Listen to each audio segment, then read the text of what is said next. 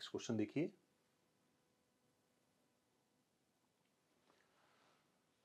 अब कोई एपी दे रखी है हमें 3, 15, 27, 39 एंड डॉट डॉट। अब इस एपी की कौन सी term, which term will be 132 more than it's 54th term, which term. तो जब टर्म का नंबर ही नहीं है तो लेट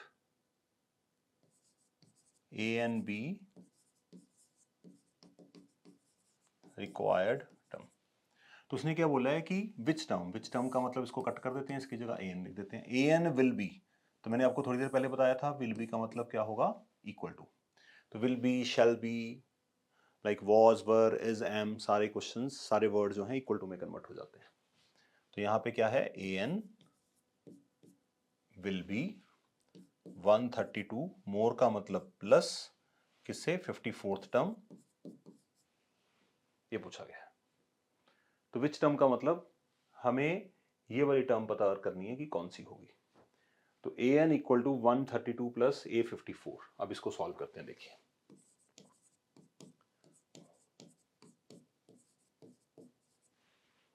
तो आपके पास यहाँ पे क्या क्या है उसको मत भूलिएगा, क्योंकि अगर आप गिवन इन्फॉर्मेशन कॉपी नहीं करेंगे तो क्वेश्चन कैसे होगा। ए आपके पास 3 है और डी है 15 माइनस 3 12। ठीक है, तो ये वैल्यू यहाँ पे हम प्लग इन कर देते हैं। तो ए एन का फॉर्मूला लगा दीजिए, क्योंकि आपको एन चाहिए, तो ए प्लस एन माइनस 1 132 प्लस, तो एक फॉर्मूला ये अप्लाई हो गया और एक फॉर्मूला ये अप्लाई हो गया। क्योंकि वहां पे 54 था तो a प्लस 53d ले लिया मैंने स्ट्रेट फॉरवर्ड। और यहाँ पे अगर देखेंगे तो ए एन है, तो मुझे एन ही तो निकालना है यहाँ पे। तो ए एन को एक्सपैंड करेंगे तो a plus n minus 1 into d बन गया। अब a की वैल्यू और d की वैल्यू है, बट इक्वेशन के लेफ्ट साइड पे भी a की लीनियर इक्वेशन है, इक्वेशन की राइट साइड पे भी a की लीनियर इक्वेशन है। तो क्योंकि एक ही AP है तो इसका मतलब ये जो a है ये हमारे काम नहीं आएगा, इसको हम यहाँ पे टर्मिनेट कर देते हैं। d की वैल्यू कितनी है, 12, तो n माइनस 1 टाइम्स 12 153 टाइम्स 12, तो n माइनस 1 टाइम्स 12। तो अब देखिए यहाँ पे या तो आप इनको पूरा सॉल्व करके 12 को उधर जाके डिवाइड कराइए, ध्यान रखिएगा यहाँ पे छोटी ट्रिक है। या आप, क्योंकि नंबर्स आ गए हैं और ये भी 12 से जाता है, ये भी 12 से जाता है, तो आप इसको एज इट इज लिख लीजिए, डिवाइड बाय 12। तो 12 11 जार 12 1 जार, दोनों को कट कर दिया, तो n माइनस 1 क्या बचा मेरे पास, 11 प्लस 53 64,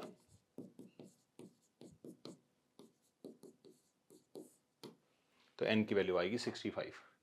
इसका मतलब इस AP की 65th टर्म जो है वो 54th टर्म से 132 ज्यादा होगी। अब इस आंसर को वेरीफाई करके देखते हैं क्या कहता है। वेरीफाई मतलब आपको एग्जाम में नहीं करके दिखाना, बट फॉर द सेंस कि आपको थोड़ा कॉन्फिडेंस मिले कि जो हम कर रहे हैं वो ठीक है। तो A54 निकालते हैं। A54, तो A प्लस 53D, A कितना है हमारे पास, A हमने है 3 और 53 टाइम्स 12, तो 53 12 आर 106 एंड 53 6 3 6, 3 प्लस 636, तो ये आया 639। इसमें कितना ऐड करना है हमें, 132, 3 3 6 और 1 7, 6 और 1 7, तो इसका मतलब 771 बन रही है। अब इसका मतलब जो 65th टर्म है वो 771 होनी चाहिए, क्योंकि 54th टर्म से 132 ज़्यादा। ठीक है, ये मैंने 132 यहाँ पे प्लस किया हुआ। अब A65 निकाल के देख लेते हैं। तो A प्लस 64D, A कितना है 3, 64 इंटू 12 करेंगे तो 128, 64, 8 4 2 6, 6 और 1 7, तो यहाँ पे 3 प्लस 768 771। तो देखिए उधर भी 54th टर्म में 132 ऐड किया तो 771 आ रहा है। इसका हमारे हिसाब से वो 65th टर्म होनी चाहिए। तो 65th टर्म निकाली तो 71 आ रहा है। इससे क्या पता चलता है कि 65th टर्म ऐसी टर्म है जो A54 में 132 ऐड करके आती है। तो इस तरह से आप अपने आंसर्स को वेरीफाई भी कर सकते हैं। चलिए नेक्स्ट क्वेश्चन देखते हैं।